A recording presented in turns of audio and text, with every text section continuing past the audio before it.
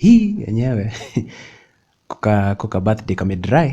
Sijui kama ni the COVID season. Hey, those birthday wishes were not coming through.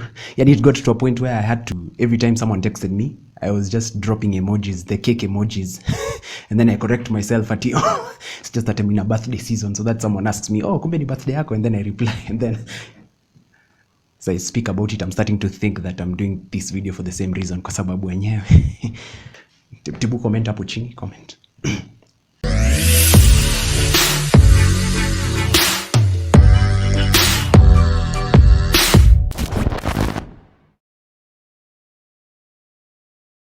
What up guys, welcome to Minor Mind, a place where no mind is too minor. Nor. By the way, kama haujaijua, my name is Kevin Minor. Unajua kuna mtu juzi alinitext hapo ati, hey Minor Mind, you're so inspiring. So I was caught in between a hard place and a rock because I was thinking, do I say thank you for the compliment ama nianze correct, because it would be weird if I kept on telling you welcome to Kevin Minor. It even sounds abusive.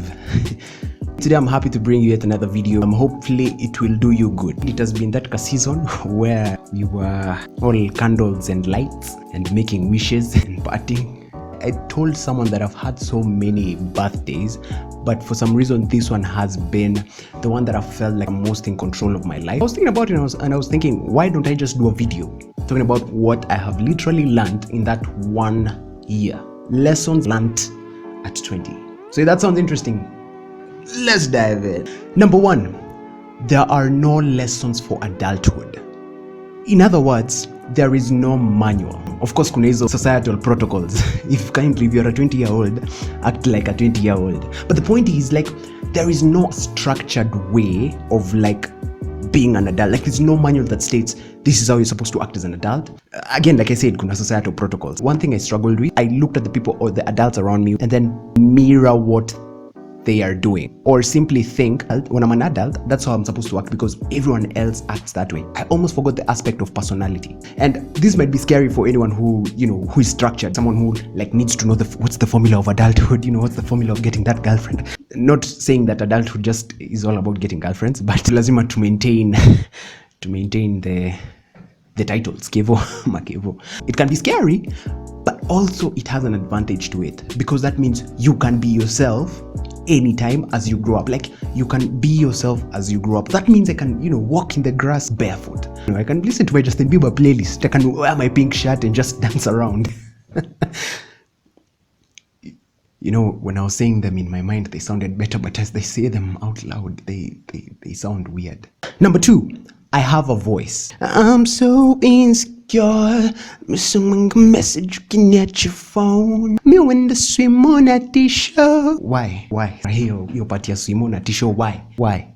As they say, you can never know who's watching. High Soul Generation. Ama EMB Records. Ni bahati tena. There's an interesting story I always tell people. Like, I remember when I was in high school, I used to hate my voice, literally, like the voice that I speak with. I used to hate it until one time I remember I was in class with a classmate. We were 2 of us and it was a she, and I was singing. She stopped all of a sudden and she was like, Kevin, is that you singing? And I looked around for a minute because we were the only ones in class. I almost understand why, because zenyewe mimi hata sinanga features as a singer. That's when I realized my voice is not as bad as as I think. And you took it to your self acceptance, and it's beside the point. I just thought I'd give you the story so that you see how far I've come. For the longest time, I always had this perspective whereby when I hear someone talk about you have a voice, think it more of like you have the right to be listened to, which is true, by the way. But for me, when I shifted my perspective from I have a right to be listened to I can make people listen to me, which was tremendous to me because it made me realize that I actually have the wisdom that I need to put my opinion or offer a solution, to the point where people, ukiingia mahali kwa room, people are like, hey Kivo, let's listen to this guy. Huyu msee anakuanga cheesy, he's stupid, but his wisdom is his stupidity. Kuna mtu alicomment hapo, niliblush sana. It's almost like gaining moral authority. Realizing that I had a voice really did me a great deal. So it's like you have some sort of command in a good way. But anyway, I still have sauti ya kumtoa nyoka pangoni. Actually, I think that is used to describe a voice of a lady, because it will be weird. Ni kama kusema ule mwanaume ako na shingo ya upanga. Those are lady phrases, like to describe ladies' features. Number 3, no one cares about you. No, it's not what it sounds like, okay?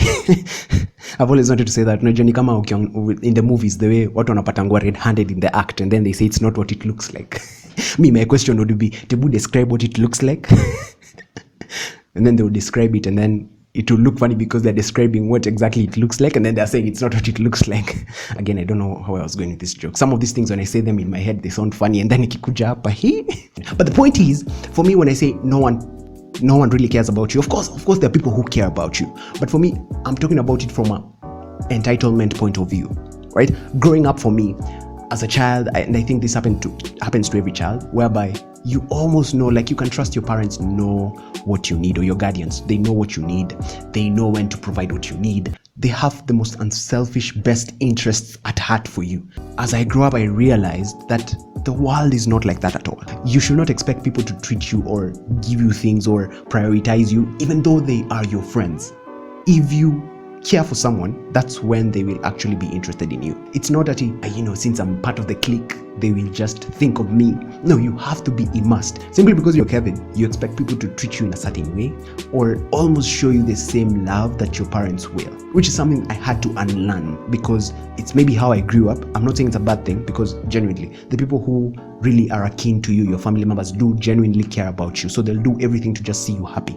But I had to unlearn it to realize that it's not the same thing with society. It's not the same thing with society. Hata huyo demi yako huyo, she does not care about you. She does not care about you, so you better come into the single world. Okay, I'm changing the topic because watu wengi wamekuwa wamesema ati in quarantine the single people are suffering. But we are not suffering. We are not suffering. We are keeping ourselves busy. we are keeping ourselves busy. We are keeping warm with our hoodies and jump. The sun, vitamin D. Number 4, I am the source of my own happiness. You might be wondering why I'm laughing, but it's because I'm the source of my own happiness. So I cannot stop laughing. This is exactly what I mean. It's getting a little weird. I'm the source of my own happiness.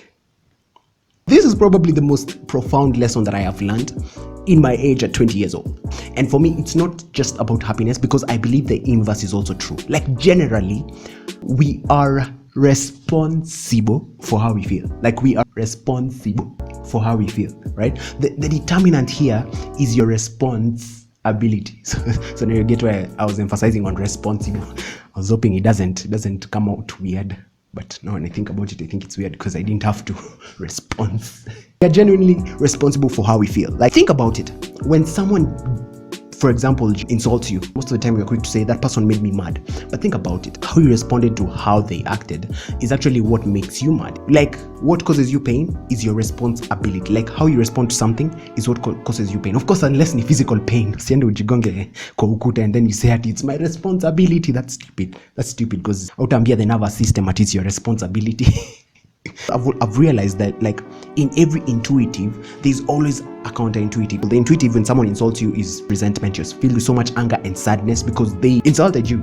But the counterintuitive is to just realize that maybe this person is going through a lot more than you are. Like, if someone is comfortable insulting you, imagine how harsh they are with themselves. The secret is that 1 minute that you take to respond. But here are some tricks I have been using to actually boost and spark my happiness. Number 1, imagine yourself laughing. No, like, for real, do it with me. Like, wherever you are seated, just imagine yourself laughing. I knew it. I told you. Kama huwezi jiimagine, unajua kuna watu wengine wetu hatujajiangalia kwa mirror. Unaenda kwa mirror and then you wonder, who is this handsome boy? I know I'm handsome. If you cannot imagine yourself laughing, just think of someone that you love laughing. Number 2, when you take on an expression, you feel the emotion whether you like it or not. Okay, let me explain. So this is something that I learned. Some of these words that we use should be turned into verbs. So you're not angry, you are doing anger. You're not sad, you're doing sadness. You cannot say that you're never happy, yet you never take the effort to smile. Do this with me. Wherever you are, just smile. Okay? So here we go. And you can thank me later. In fact, how to thank me is just comment below and like and subscribe. Number 5, confidence is key.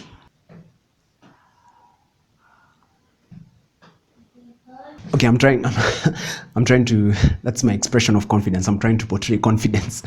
Juicy lessons, they should be theory and practical as well. But then when I explain, it also breaks what I was doing, makes me look stupid. When I'm talking about confidence, now I'm nervous because I'm explaining. Let me tell you something. The difference between that person who is successful and you, okay, take 2. The difference between that person who's successful and that person who is not successful is confidence. The difference between that person who was able to get girls in high school and that person who was not. Man, I tried. Those days I tried. I really tried. But if I just had this knowledge, that's why I was not 20 then. That's why I 20. It's not about talent. It's not about skill. It's not about your privilege. It's about confidence. Really, confidence is about growing within your deep, like growing within ukondani. Like, first of all, self-awareness, your core beliefs and values. It's about self-respect. And let me tell you something. When I talk about self-respect, you cannot be a drug addict and have self-respect. It kills you within. Like, you cannot be addicted to pornography and have self-respect. Self-respect comes from within. Like, there are little things that you do in the dark when no one is watching. Those are the things that kill your self-respect. By the way, confidence is a skill, meaning anyone can learn it, right? So you need to have your self-awareness, you need to have self-respect, and you need to have self-acceptance. The point where you achieve self-acceptance is where you know that you are who you are and you can only work with what you can change, right? Comparison is the thief of joy. Kama hujawatch hiyo, ndio hii. There's a funny story that one time I was in this sort of a seminar, or it was like a talk. I remember there was this beautiful girl who was just sitting next to me, right? And so this girl, she was confident, like she was exuding a lot of confidence from the way she talked. Na nakumbuka tu sentence moja aliniambia is, do you have a pen? Like, can I borrow your pen? I was writing with a blue pen, but here is what this guy who lacked confidence did. I removed all my other pens in my coats. Na hiyo na nikamwonyesha, I have blue, red and black. Which one do you want? Of course I was nervous, right? So she picked up the black pen. I don't know why that was so significant to me. But the thing is, I remember later on they told us to write our number on a blank piece of paper or a form, right? We write our number so that they can always email us and contact us. And I remember I was like, I'm so determined to get this girl's number. Remember, sina confidence, so I cannot ask for her number, right? So they bring in the paper, and I remember she wrote her number, and then I took the paper and rewrote her number.